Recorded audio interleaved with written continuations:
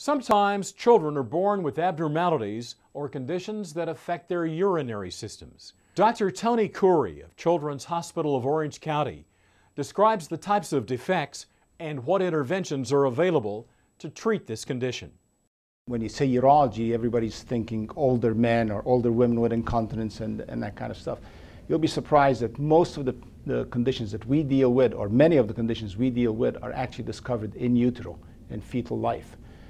So when moms are pregnant, an ultrasound is done, and that ultrasound either picks some enlargement of the kidney or abnormalities of the bladder or the ureters, which are the tubes that take urine from the kidneys down to the bladder.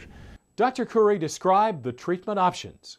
Technology has really advanced with ultrasound. It's to the point now that not only we diagnose problems, we can sometimes even treat problems. We can intervene through the mother's abdominal wall, the wall of the uterus, baby's abdominal wall, and get ourselves straight into the baby's bladder.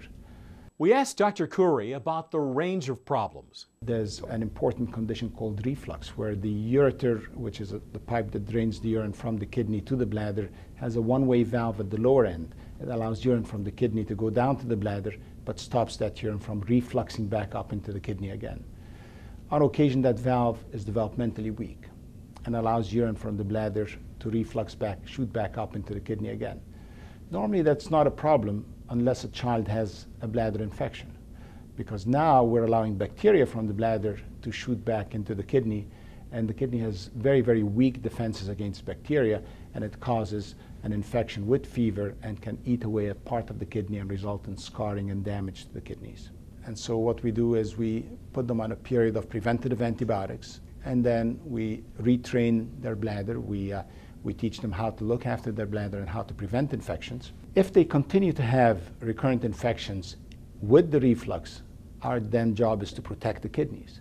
And the way we fix that reflux nowadays is we fix it by what we call endoscopic correction. And that succeeds in about 85% of the time. In the past, we used to do this with open surgery, and it was a 2.5 hour surgical procedure on the bladder and the ureter, and the child would need to remain in the hospital for 2 to 3 days with catheters, etc. Now, we don't even need to do that. We can do the injection. It's a 10-15 minute outpatient procedure, and the girl can go back to her soccer practice that same night. Dr. Khoury examines another potentially serious condition. The one other condition that I'd really like to mention, because it's important for parents to be aware of, is torsion of the testis in boys. On occasion, sometimes the testis spins around, and when it spins around, it twists its artery and vein and cuts off the blood supply to the testis. That condition is called torsion of the testis, and it causes intense pain.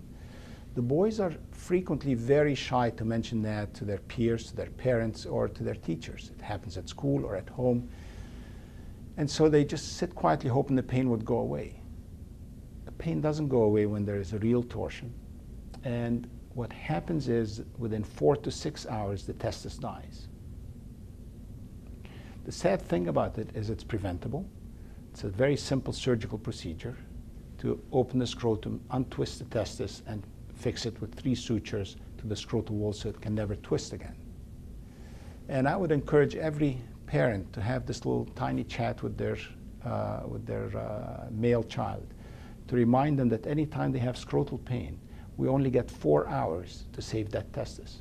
But anytime there's acute scrotal swelling, the sudden onset of scrotal swelling, torsions and obstructed hernias are important emergencies that parents should not procrastinate, delay. Just show up in the emergency room. You don't need to go to your primary care physician. It just takes longer, and we only get 4 hours to deal with it.